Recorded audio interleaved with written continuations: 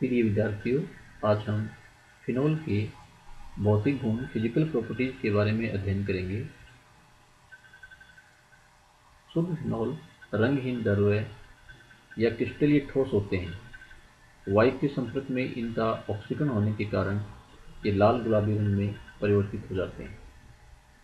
Phenol के क्वांटनांक अपने संगत एरोमेटिक हाइड्रोकार्बन की अपेक्षा काफ़ी उच्च होते हैं, क्योंकि इनमें अंतरा अणुक हाइड्रोजन बंध इंटरमोलिकुलर हाइड्रोजन बंध उपस्थित होते हैं। जैसा कि यहाँ इस संरचना में प्रदर्शित किया गया है कि फिनोल में इंटरमोलिकुलर अंतरा अणुक हाइड्रोजन बंध उपस्थित होता है, अतः इनके क्वांटनांक के मान संगत एरोमेटिक हाइड्रोकार्बन की अपेक्षा काफ़ी उच्च होते हैं।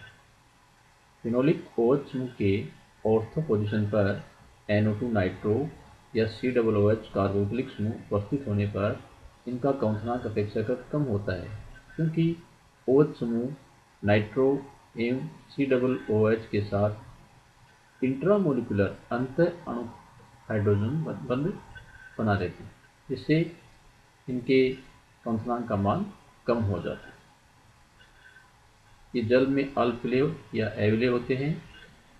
अंतरा अणुक हाइड्रोजन बंध के कारण जल में विलय होनी चाहिए, परंतु बड़े आकार के हाइड्रोकार्बन के कारण इनकी विलेयता बहुत कम होती है, क्योंकि हाइड्रोकार्बन जल प्रतिकर्षी होते हैं और इसी कारण से अल्कोहल एक ईथर में शीघ्रता से घुल जाते हैं। इनकी दुर्बल अम्लीय प्रकृति होती है और ये नीले लिटमस को लाल कर देते हैं, किंतु ये सोडियम बाइकार्बोनेट अथवा सोडियम कार्बोनेट को विकसित करने में असमर्थ होते हैं। फिनोल में विशेष गंध कार्बोलिक गंध होती है। ये विषैले टॉक्सिक होते हैं और इनमें रोगाणुनाशी रोगाणुरोधी एंटीसेप्टिक गुण होते हैं। नेक्स्ट, फिनोल के अम्लीय व्यवहार, acidic nature of phenol. Phenol दुर्बल अम्लीय प्रकृति के होते हैं, अतः ये सोडियम कार्बोनेट अथवा सोडियम बाइकार्बोनेट को तो विघटित नहीं कर पाते हैं, लेकिन क्षार धातु या क्षारों के साथ क्रिया करके फिनोक्साइड लवण बनाते हैं।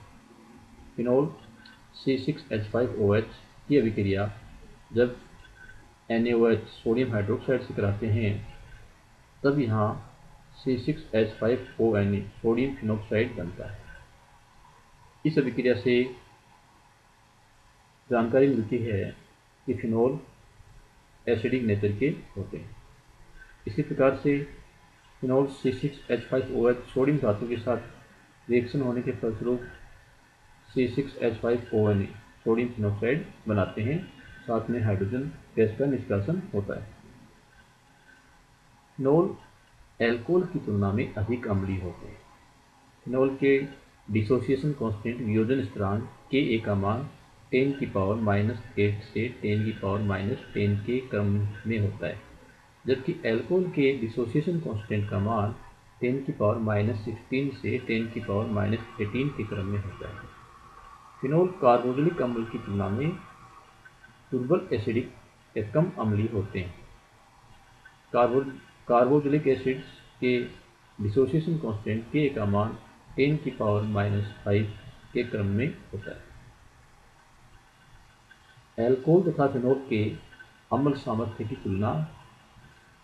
एल्कोहल में OH समूह के साथ एल्किल समूह जुड़ा हुआ रहता है, पर हम जानते हैं कि एल्किल समूह का +I प्रभाव पड़ता है, अतः एल्किल समूह की उपस्थिति में ऑक्सीजन परमाणु पर इलेक्ट्रॉन घनत्व बढ़ जाता है, जिससे उसकी प्रोटॉन को मुक्त करने की प्रवृत्ति कम हो जाती है और यह एक दुर्बल अम्ल की भांति व्यवहार करता है।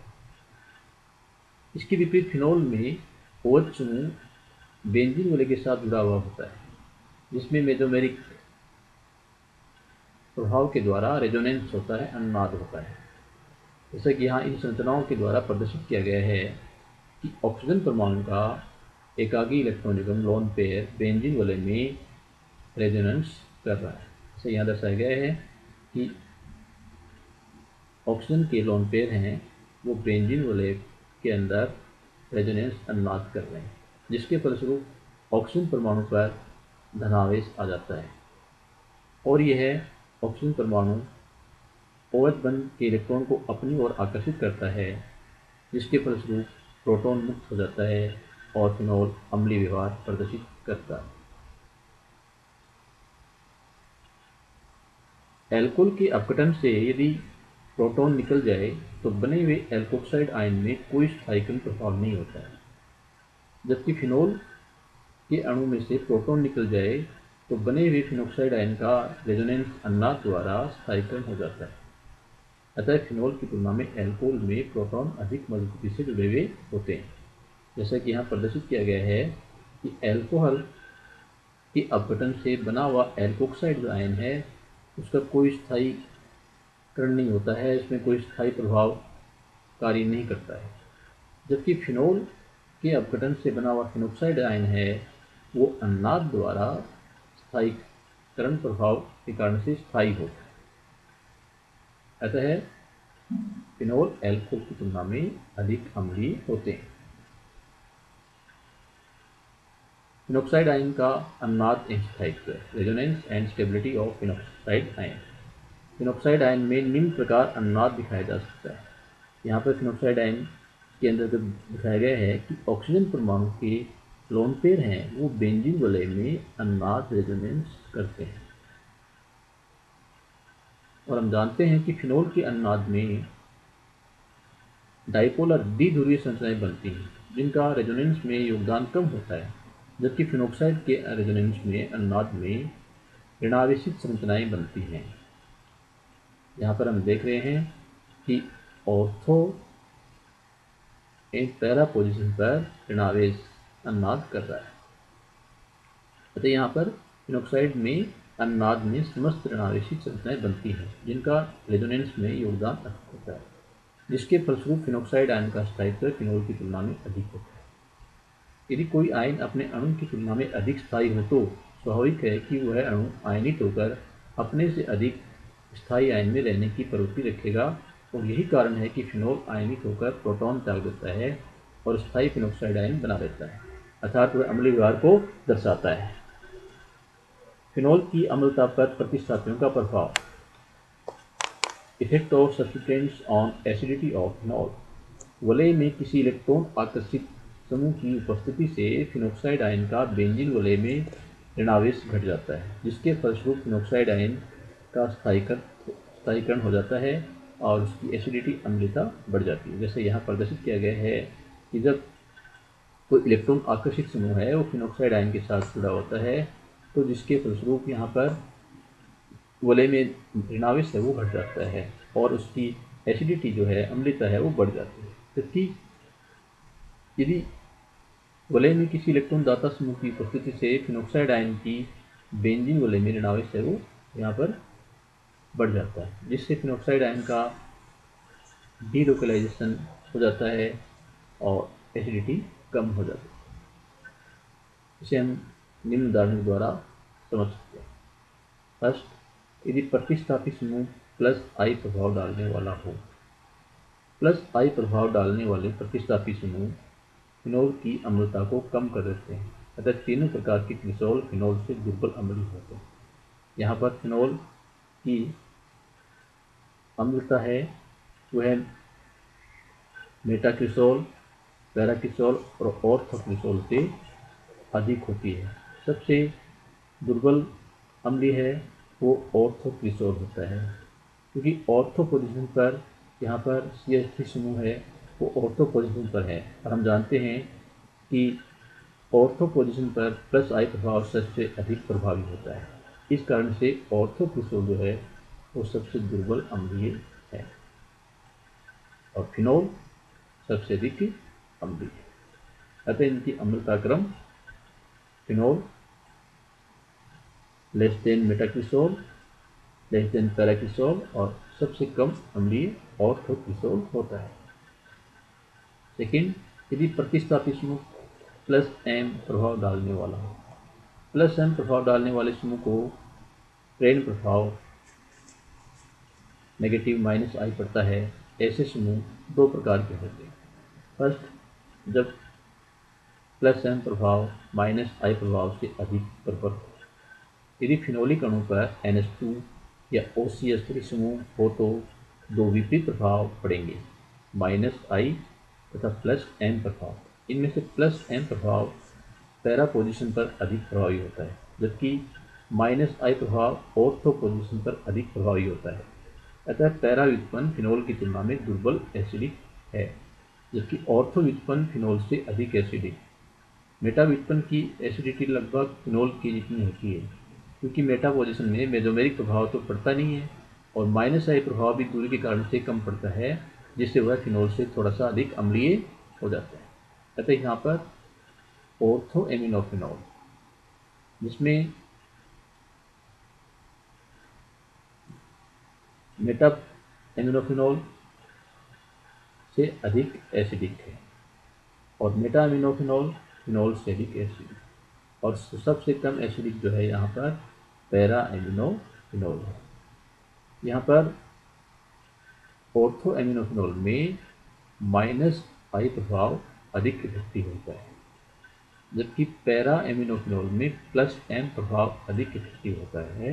अतः +M प्रभाव के कारण पैरा एमिनोफिनोल सबसे कम अम्लीय होता है और ऑर्थो एमिनोफिनोल माइनस इंडक्टिव इफेक्ट के कारण मेटा एमिनोफिनोल, फिनोल और पैरा एमिनोफिनोल से अधिक एसिडिक होता है। और इनमें से पीके का मान भी ऑर्थो एमिनोफिनोल के लिए सबसे कम होता है। अतः ऑर्थो एमिनोफिनोल -I प्रभाव के कारण सबसे अधिक अम्लीय होता है। नेक्स्ट, जब -I प्रभाव +M प्रभाव से अधिक प्रबल, यदि फिनोल के अणु में से कोई हैलोजन परमाणु जुड़ा हुआ हो तो उस पोजीशन में +M प्रभाव की तुलना में -I प्रभाव अधिक प्रबल होता है। इसलिए हैलोफिनोल फिनोल की तुलना में अधिक एसिडिक होते हैं। ऑर्थोक्लोरोफिनोल है यहाँ पर, ये मेटाक्लोरोफिनोल से अधिक एसिडिक है, और मेटाक्लोरोफिनोल है पैराक्लोरोफिनोल से अधिक एसिडिक है, और सबसे कम जो फिनोल एसिडिक प्रवृत्ति दर्शाता है। ऑर्थो पोजीशन पर -I प्रभाव अधिकतम होता है, अतः ऑर्थोक्लोरोफिनोल प्रबलतम एसिडिक होगा तथा पैराक्लोरोफिनोल में +M प्रभाव भी कार्यरत है और -I प्रभाव की तीव्रता थोड़ी कम है, अतः तीनों क्लोरोफिनोल में यह दुर्बल एसिडिक होता है तथा ऑर्थोक्लोरोफिनोल के पीके का मान 8.48 सबसे कम है, जबकि फिनोल के यहाँ पर के जो पीके की वैल्यू है वो 9.89 है, जो कि ऑर्थोक्लोरोफिनोल की तुलना में अधिक है। अतः इनमें से ऑर्थोक्लोरोफिनोल सबसे अधिक एसिडिक होता है, क्योंकि ऑर्थो पोजीशन पर -I प्रभाव अधिकतम होता है। यदि प्रतिस्थापी में -M प्रभाव डालने वाला, यदि फिनोल अणु में जुड़ा हुआ कोई अन्य प्रतिस्थापी समूह -M प्रभाव डालने वाला हो तो वह फिनोलिक ऑक्सीजन परमाणु के लोन पेयर अथवा फिनोक्साइड आयन के ऋणावेश को अनुनाद द्वारा डीलोकलाइज करके अणु का स्थायीकरण कर देता है और इस प्रकार से फिनोल की अम्लता को वह बहुत अधिक बढ़ा देता है, जैसे यहाँ प्रदर्शित किया गया है। पैरानाइट्रोफिनोल, ऑर्थोनाइट्रोफिनोल और मेटानाइट्रोफिनोल और फिनोल से अधिक एसिडिक अम्लीय होता है, क्योंकि यहाँ हम देख रहे हैं कि ऑर्थो एवं पैरानाइट्रोफिनोल में -M प्रभाव से फिनोक्साइड आयन स्थायी हो जाता है, जबकि मेटानाइट्रोफिनोल में -M प्रभाव नहीं है, परंतु -I प्रभाव के कारण से ये फिनोल की अपेक्षा अधिक एसिडिक है। नाइट्रो समूह के प्रबल -M व -I प्रभाव के कारण से 2,4,6 ट्राइनाइट्रोफिनोल इतना अधिक एसिडिक हो जाता है कि यह सोडियम बाइकार्बोनेट को भी विघटित कर देता है।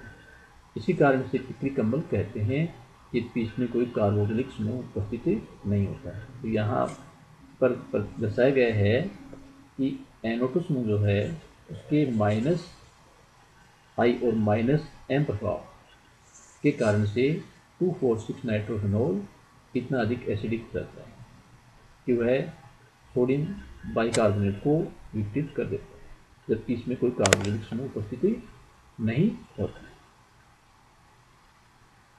प्रतिस्थापित समूह की पोजीशन का प्रभाव, इसे हम निम्न उदाहरण से समझ सकते हैं। ऑर्थो नाइट्रोफिनॉल में मेसोमेरिक प्रभाव पैरा व्युत्पन्न के बराबर होता है और -I प्रभाव पैरा व्युत्पन्न से ज़्यादा है। फिर भी ऑर्थो व्युत्पन्न पैरा की अपेक्षा कम एसिडिक है, अम्लीय है, क्योंकि इसमें अंतर अणु इंट्रामोलिकुलर हाइड्रोजन बंध बनता है, जिससे प्रोटॉन है वो बॉन्डेड हो जाता है, बन जाता है। अतः अंतः अणु हाइड्रोजन बंध के कारण से ऑर्थो नाइट्रोफिनॉल का एसिडिक जो नेचर है वह कम हो जाता है, क्योंकि इसमें प्रोटॉन है वो बॉन्डेड हो जाता है।